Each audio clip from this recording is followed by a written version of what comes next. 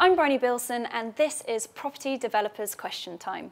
Joining me on our expert panel today is Evan Maindonald, founder and CEO of Melt Homes, Rob Wilkinson, co-founder and director of Crowd With Us, and Thomas Knust, CEO of Horsesticks. Right, we're going to go straight in with our questions. We've had loads in from our viewers about property development, and I'm going to go to you, Rob. What is an outline planning consent and what can I do with it? That's from Sarah in Halifax. Very interesting question.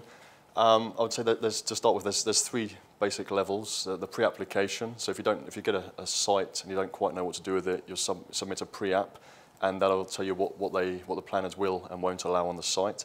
Outlining will give you indicative planning, so it will tell you that you can have say a 4-bedroom house on the site, but it won't go into specifications and whatnot. And then you have the full planning application, which if you've got the indicative, you just have to submit additional specifications and whatnot. But I don't know if you want to add more to that, Evan. Yeah, I think so. So as Rob said, if you want to get a feel for what a council is likely or a local planning authority is likely to permit on a site, a pre-app will do that. What an outline planning consent does is it establishes the principle that development can definitely take place. So you've got the certainty that whatever the outline permission approves, it might be 10 houses or 5 houses or 20 houses or a building of 20 flats, that can definitely be built on the site. But what it does is it reserves certain matters, and some of those matters are the precise architecture, the design of the building, to be dealt with later. And those are dealt with by something called a reserved matters application. And so the outline application will permit development subject to conditions, and one of the conditions will be that the reserved matters, and those reserved matters will be noted on the outline application, are dealt with before development can take place. So you know you can definitely develop, but you can't start until you've put your reserved matters application in and get it approved. But I guess the question was, what can you do with it? So once you've got it, you've got planning up. Well, yeah, actually, it's a proper planning permission, and most development lenders will lend based on an outline permission because there's a high degree, well, there's not a high degree of certainty, there's certainty that you're going to get what the outline permission says. It's just not specific. So, I mean, to take an example, a site we bought in Gloucester, it had outline permission for 12 units, conversion of a former school building into 2 refurbished units and 10 new build houses.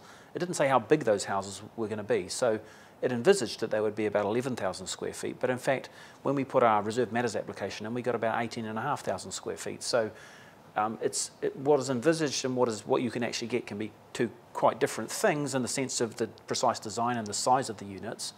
But what we couldn't get away from is the fact it was 10 new build houses. It was still 10 houses.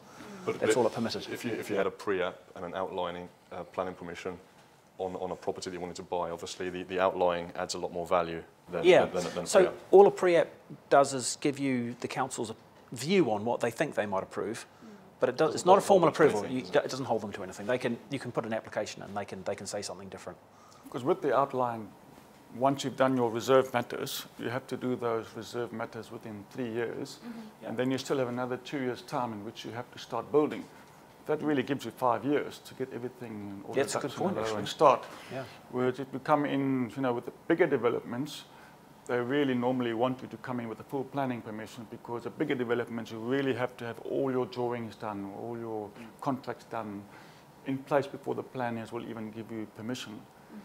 That restricts you to 3 years, so you've only got 3 years, and you have to be quite quick about it. So there's pros and cons to both. Yeah. I mean, certainly with an outline consent, you do potentially have some opportunity for enhancement, in that it is quite often the case that because there's some uncertainty, you can maybe exploit that. But actually, you've got to make sure that your development lender is on board with the fact that a further level of permission is needed. It has to be crystallised before you can actually start development, and that can slow you down time-wise. Well, loads of fantastic advice there, and I hope that's helped our viewer at home that sent that question in. We're going to move on to a slightly different question now, which is about development finance. So how does development finance work, and how much can I borrow on a property development project? Okay, so development finance is all around, it's around 2 things. It's around the project costs, and it's around the end values of the properties that you're developing, otherwise known as GDV, or gross development value. And as a rule of thumb, there are a number of different forms of debt, but if we take the basic development finance, which is called senior debt, that will generally go up to 60 to 65% of gross development value, and usually 80% of project costs. There are other forms of finance like stretched senior, which will go up to maybe 65, perhaps 70% of GDV at the very most, and maybe up to 90% of cost. You can also combine senior debt and something called mezzanine finance, which is an additional layer of finance that sits on top of the senior debt.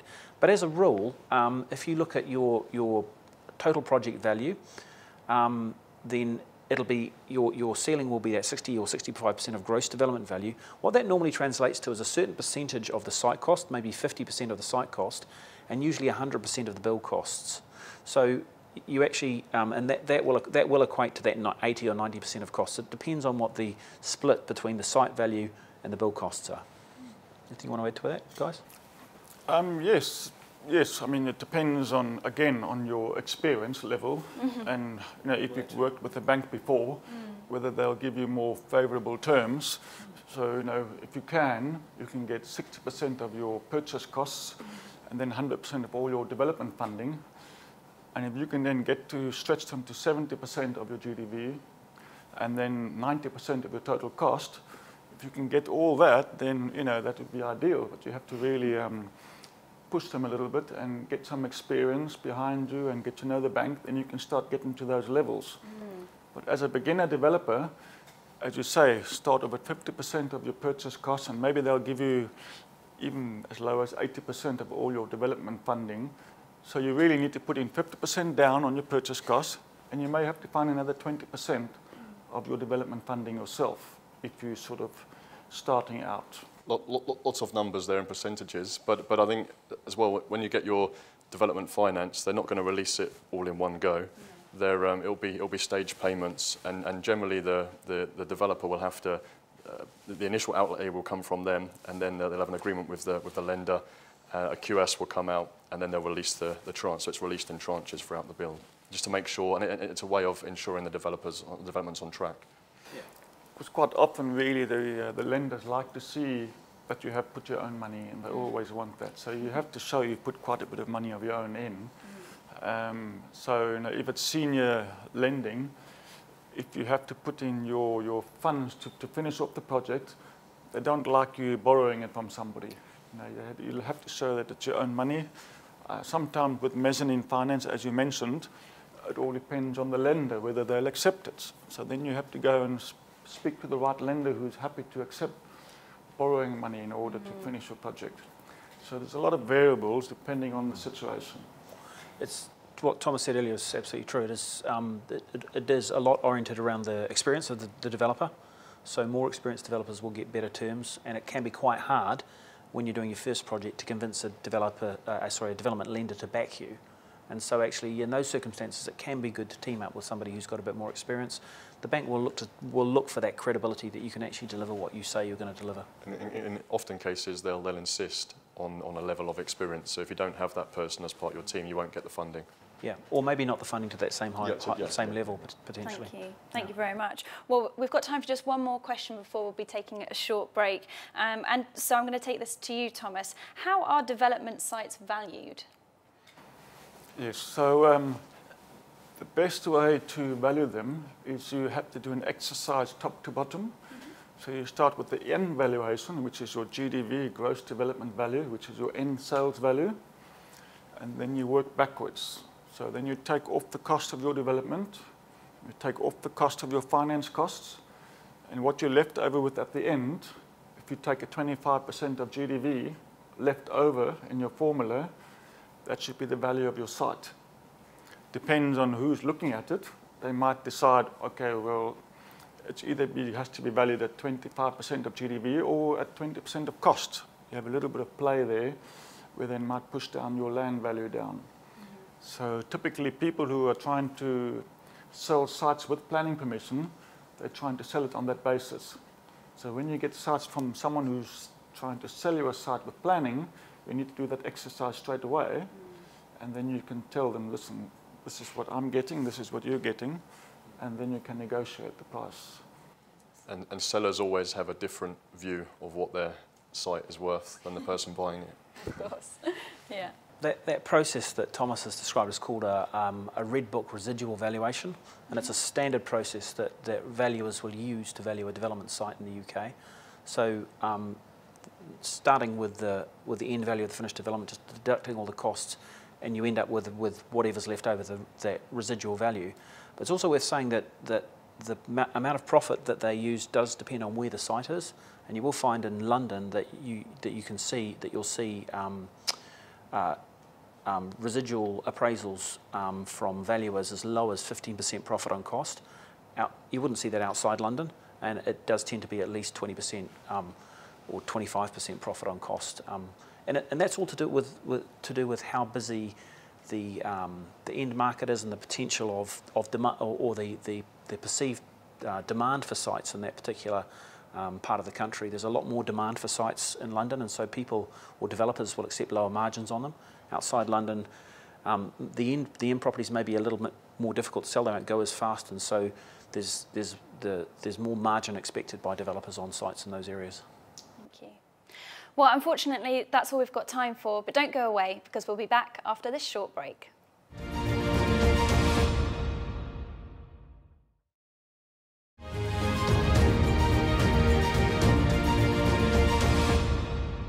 Hello and welcome back to Property Developers Question Time. I'm here with my panel of experts and we have a number of questions to get through today. So I'm going to go straight to you, Evan, with one from one of our listeners. They've asked, how can I get investors for my property development projects?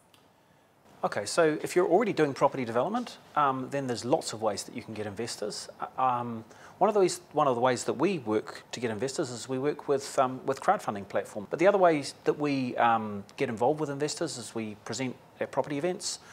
We network at property events. We post a lot of useful content that's useful to property investors and developers on social media and on our website and on blogs and on YouTube, and that ends up with us starting conversations with investors. I think the other thing that's worth doing is just utilise your own network. So the first crowdfund that we did on a project was our project in Hythe in Kent. We did that in November last year. We raised £200,000 on that project, but we raised 80% of it from people that we knew already. So those were people that were already in my network that were simply interested in investing in something that I was doing. They already knew, liked and trusted me, and they were willing to help us fund our development. Fantastic. So having those conversations and building that trust. Absolutely, yeah, absolutely. And I think just if you know what you're doing and people know that you're competent as a developer, and all you need to do is put something together, a presentation about your project.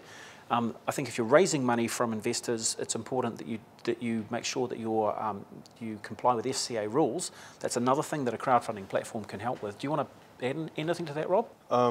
Yeah, I see. One of the reasons that crowdfunding's really taken off is about the transparency. So many people during the last recession lost so much faith in the banking systems. They don't know where their money's going, who's doing what with it.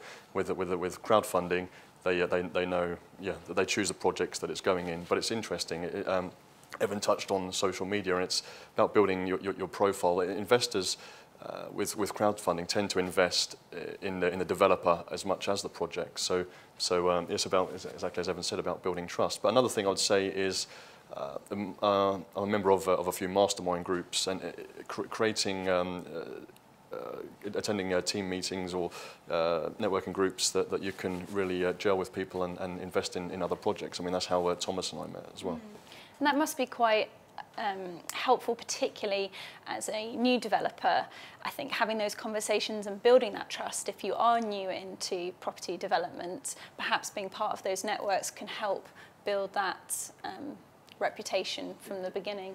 Well, the other thing is being an accountant. I'm an ex-accountant, so people tend to trust accountants for some reason.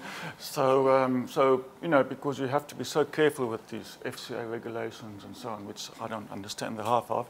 So you know, you can also just have a chat to your family members and your close friends, because you're not flouting any rules. They're just having a chat between friends, and make sure, you know, then you build up trust with them. You know, then you know once they start earning income with you, then they trust you more, and then it starts building up by word of mouth.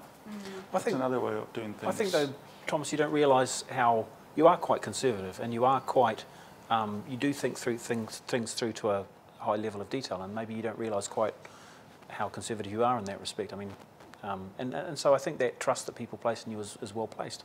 it's not that hard to find people to invest with you. It's just a bit of time and patience. Okay. You just have to keep at it. I say ultimately, it's down to the deal. If you've got a really good project, you will never have any difficulty in finding investors. Well, it's the deal and it's the due diligence. We talked about this in an earlier episode. You just need to make sure you do your homework. Just get all of those facts worked through. If there are no surprises for investors and they realise that you know what you're talking about, then they'll get on board. Thank you. Fantastic. Really helpful advice there. Thank you very much. Right, one of our viewers has sent in a message. I'm going to ask this question to you, Rob. This is from Phil in London. What should I take into consideration when choosing an architect to work with on a development project? A very good question. I would say that architecture and design is something that's very individual. So I'd say from the outset, you want to make sure that, so I'd be looking at previous works that they've done, visiting sites, looking at previous projects and just making sure there's a synergy and that what the architect has designed is actually speaking to you. Because there's going to be nothing worse than having a project that you can't stand the look of. And in addition to the design aspect, you're going to be working quite close to this person, so it's making sure that you get on and you're going to have a good working relationship. Any other thoughts on that, working relationships with architects? Well, I would also prefer when I'm working with an architect, I tend to look at how local they are to the site. Okay, the more local they are, the more they know how the planners work and know other people in town, what's been happening in local sites and so on. And then also you need to look at the site, the size of the architectural firm. Okay. If you've got too many people in the architectural firm, there may be staff turnover. So you may be working with one architect one day and then next day it's somebody else. So I tend to prefer to work with smaller architectural firms, like 3 or 4 people, depending on the size of your project, of course. If you have a really big project, then you need to go for the big architectural firms. So those are some more factors to look at. Yeah, I think, sorry. No, I was just going to say, and one other thing that I would say is price. Okay. If they've been knighted, they're probably going to be a little bit more expensive. Yeah. So they have to make sure it's within your costing bracket. Yeah, it's true. If you want Renzo piano on your project, it's going to cost you a lot, but then you're paying for his name. But just picking up on what Thomas said, I think actually that sizing the architect right for the project, you have to do that with a contractor as well, making sure that you get the right size contractor for the right size project. You don't want one that's too big; they're going to be too expensive and too overwieldy. But you don't want one that's too small, because they won't be able to get the work done and cope with the size of the project, get the thing done in time, and also that they'll end up under cash flow pressure. And an architecture firm is similar in a way. If a bigger project, you need a bigger firm. You need to right size the firm for the project that you're doing. But one thing I just wanted to add to what Rob said earlier is, in my experience, architectural firms are good at one of 2 things. Okay. Sometimes they're good at both, but it's the exception rather than the rule. They either tend to be good at design, in other words, the planning piece of it, and getting that right, or they tend to be good at the delivery piece, the detailed drawings and the execution. And I think the reason is that one is quite a practical thing, and the other one is much more of a creative thing. And you don't often find that creative and practical side together in one person. So they tend to be creatively driven or practically driven. And so when you find a firm that can do both and do both well, I would say stick with them, because they're like hen's teeth. Fantastic, thank you. Well, I hope that answered your question, Phil. Some brilliant feedback there about architects. We've got time for one more question, and I'm going to ask you, Thomas, how should I go about finding and evaluating development sites? If only I knew the answer. There's a few ways of doing it. One way is either strike up relationships with specific specialized property sources, if you can get in touch with them, and then sort of look at the project they may have offered to you for sale. Another way of doing things is sort of teaming up with other, maybe bigger developers who are doing projects and may sort of need your help to help them on their projects. That way you can get to see the type of projects they are doing, and then you sort of get an idea for the feel of the projects. And through those contacts you may get the odd project of them maybe given to you. So those are 2 ways I can think of looking for development projects. One other way, what a lot of people do is they get them from agents, which is the usual standard way. Getting development projects from agents and estate agents and so on, commercial agents. And it all takes a lot of analysis work. But if you're starting out, team up with someone who's already doing it and learn first how their developments work, and then, you know, go from there. Thank you. 3 excellent top tips there. So once you've got a project that you think's a go, how do you evaluate it? Well, evaluate it, you know, just go and do a proper appraisal, right? And once you're comfortable with the appraisal, then go and get it checked by someone else. If I were you, I'd give it to an accountant to check, because they will bring the values down, and then you know you're safe. If you don't go to an accountant, a bit risky. But you know, that process, I think, of kind of checking through your end values, you might rely on opinions from estate agents or valuers. The costs, you'd probably rely on your quantity surveyor. You can go out to the banks to look at your finance costs to work out what that's going to cost you. And then you're going to have other costs, things like Section 106 costs, which Thomas was talking about in an earlier episode, the costs that the local planning authority might land on you. So it's about adding all of those up and seeing if the project works. But coming back to the question about sourcing, I think this is something that everybody does differently.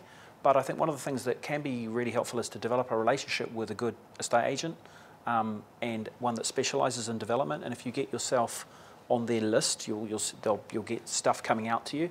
But what you can find is if you're working with one agent, that they may bring stuff to you that actually hasn't gone out to market yet because maybe the site's a bit difficult or they know it's something that you specialise in.